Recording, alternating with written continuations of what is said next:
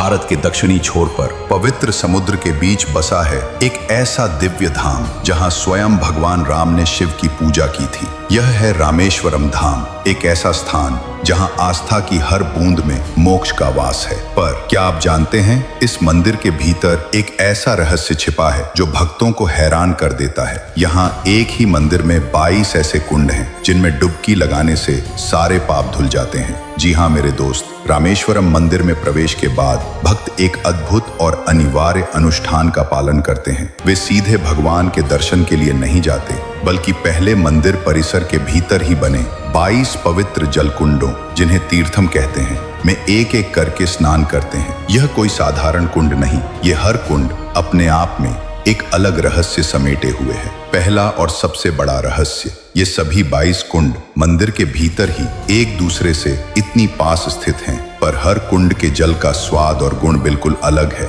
किसी का जल मीठा है, किसी का खारा, किसी का थोड़ा कड़वा और किसी का तो बिल्कुल ही नमकीन। ये पानी कहाँ से आते हैं, कैसे इतनी पास होने पर भी इनके गुण भिन्न हैं? विज्ञान आज तक इस रहस्य को सुलझा नहीं पाया है। पौराणिक कथा के अनुसार लंका विजय के बाद भगवान राम ने यहीं पर भगवान शिव की पूजा की थी और अपने पापों का प्रायश्चित किया था। माना जाता है कि राम ने ही कुछ कुंडों का निर्माण किया या उन्हें पवित्र किया। यह जल सिर्फ शारीरिक शुद्धि के लिए नहीं, बल्कि आत्मा के पापों को धोने के लिए है। दूसरा रहस्य, भक्त मानते हैं कि इन 22 कुंडों में क्रमानुसार स्नान करने से उनके जन्म जन्मांतर के पाप धुल जाते हैं। यह केवल एक अनुष्ठान नहीं, यह आत्मा की शुद्धि और पुनर्जन्म का अनुभव है। भक्त शारीरिक रूप से थक जाते हैं, पर उनकी आत्मा निर्मल और ऊर्जावान महसूस करती है। उनके चेहरे पर एक ऐसी शांति दिखती है जो बताती है कि उन्होंने कुछ असाधारण अनुभव किया है। मंदिर के विशाल गलियारे, जो दुनिया में सबसे लंबे मंदिर गलियारे माने जाते हैं, भी अपने आप में एक चमत्कार हैं। इन गलियारों से होकर कुंडों तक पहुंचना